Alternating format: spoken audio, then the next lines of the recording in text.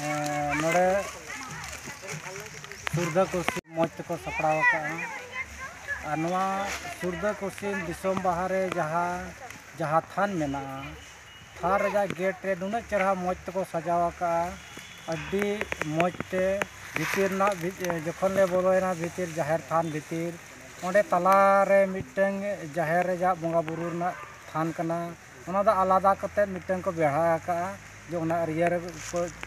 दोहो का ओना दो नुना चरहा आरो माने सजावा का को जहाँ दो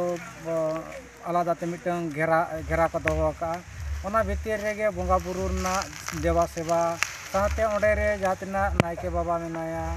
और आईरिन जहाँ गड़ो को मेना को उनको सनाम को ओंडे गे आकुआ ओना बोंगा सारेजा प्रसाद रना जिनिस को बेना बेनी ले नेल के कुआ आले हो सनाम को ओंडे सेटर कते ले बाहले आतंक केते सनाम को ले बहायना और ओना परे भीतर से ले बोलोयना ओनते ले नेल किया आयमा किछु आबा नागाम रना कथा जहाँ आकुआ माने उनको चितर को सदर का उनका चितर करे किछु आकुआ ऑल को दोहो का जे अबो मानवा सिरजो रजा कथा धरती सिरजो रजा कथा आयमा अबो बोंगा बुरु रना कथा आको ओना चितर तलाते को नुना मौज तको दोहो का फोटो रे छवि रे जुदी नेलोगो सरी गे ओंडे दो बोंगा बुरु मेनते को सच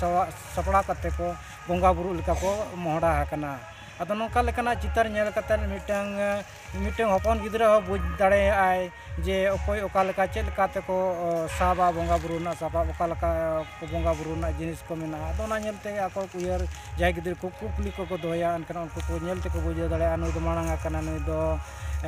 नायके नु दो हटा हेर में का अदो नोका लेकना मिटंग चितर को ओनर को दोहो का अदो नितो धरि ते नो तला धरि ग्रेस्टर कना आर बाद बके आर ले नेला अदो नोड़े नुकु अब लाइलाकचार आरिचाली सानामा जिनिस जेमन आकुआ ऑल माध्यम ते चितर को सदर काते को बड़ाय चोरना को कुरुमुटु का एखान कमिटी को अडी मौज ते को कुरुमुटु का अब सावता ना लाइलाकचार बर्ती कन बर्ती हर को बुझो दड़ेमा और नोआ जिनिस रे सामनाम हर को खुशी रस्का सावते आको को रस्का में नोआ ये दिसोम कुर्सी बाहा पता लेकाते ओका खन गमकु पे हेटर कना ते आले दो तेहन सिदु कानू बिरसा यूनिवर्सिटी जहाँ दो इन नुतुम हुई कना डॉक्टर पाल्टन मुर्मू असिस्टेंट प्रोफेसर और नित मुतरे सानताली डिपार्टमेंट हेड लेकाते मिनाया और आले सिदु कानू बिरसा यूनिवर्सिटी दो Santali PG diploma course on Santali music and dance अदो सानताली म्यूजिक एंड डांस तले नितो दो सेकेंड सेमेस्टर इन पठुआ को आते गे नोआ दिस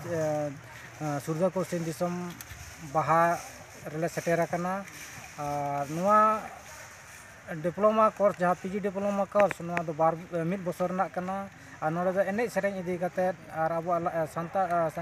अब होड़ हपना लाई लाचार आरिचाली ना जिनिस को गेले चेद आको कना और ओना जे नितो अबवा भारत दिसम रे चेद लेका ते नोआ अब लाई लाचार आरो बढ़ती पासना इदी मा और नोआ अब चिका से नोआ दो मिटेंग अब उपरूम कना हड़पना उपरूम कना सेदा अबोरेन अगले हापड़ाम को नोआ दो अब सम्पत्ति कना अब नोआ उपरूम जेमन जा दिन नोका बन दो लेकन अब बांचाव तहना नोआ बार बस आले नोआ पीजी डिप्लोमा कोर्स ना जहाँ एनएपी लेकाते जहाँ से माने करिकुलम मेना ओना करिकुलम मध्य रे मिटन पेपर दो स्पेशल तहन कना आउटरीच प्रोग्राम अदो आउटरीच प्रोग्राम माने जे सरकार माध्यम ते शिक्षा माने कमिटी लेकाते ना दो अडी जथाता आउटरीच प्रोग्राम दो सरीगे मारे जे सांताड़ेन हर का लाइलाचार और आकुआ सामाजिक ना से आकुआ सावता ना सनामा जिनिस माने बड़ा नामो लेकाते मिटन आउटरीच प्रोग्राम जे ओंडे सेन कातेन ओंडे ना असला जिनिस चेद लेका मेना नेल उपरूम काते माने एक्सपेरिमेंट जलका नेल काते बड़ाई काते ओना ना जिनिस बड़ाई हुई कना उनका लेका गे आदो नो को हो सनाम को जे नोआ दो 104 पेपर रे तको मेना आउटरीच प्रोग्राम और नोआ ना असल जोस तो हुई कना जे नुकु दो को मिटिंग आकुआ सतम टाइटल को दोहो का ओना टाइटल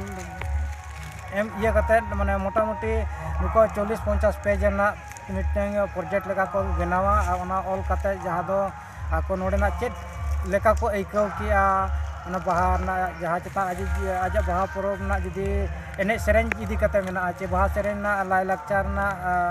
माने सिरजन सला जपड़ाव ना कथा जुदी उन्हें मेना इनका सिरजन ना जपड़ाव ना कथा ने जथाता जिनिस कोई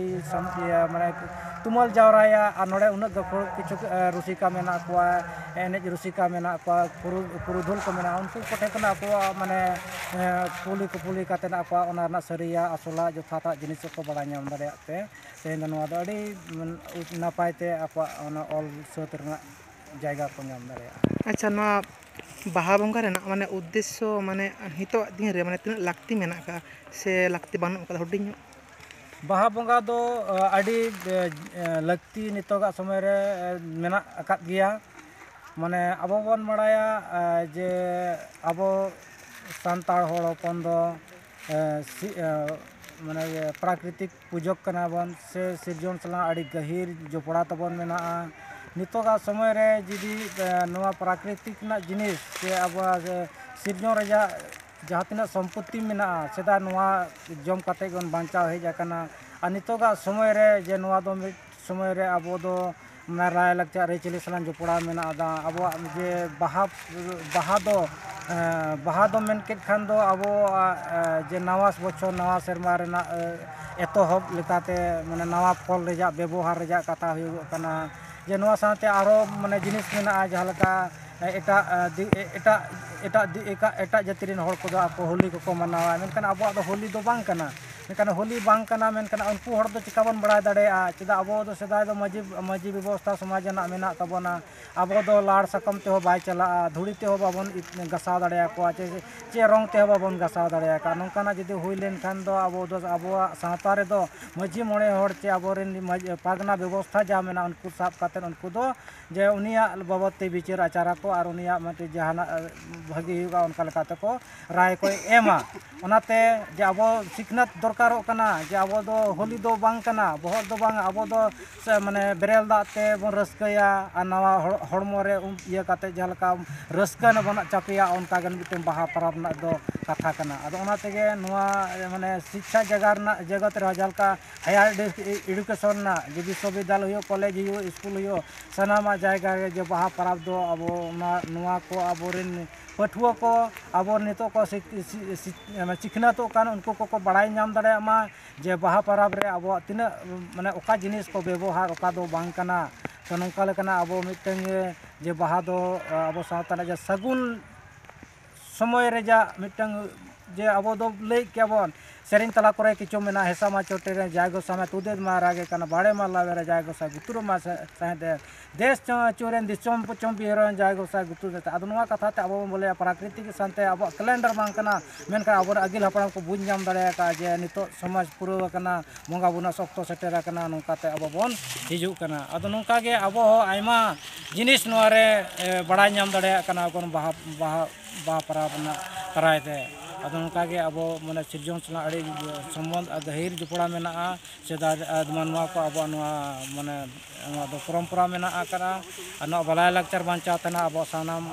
अबो सावता नपायते ताहेन तबना अबो मानवी को जथाता जीवन को खेमावा नोंकाना इया आशा मेना नोआ ना सिखना जदि को न्यावा बाहा परब ना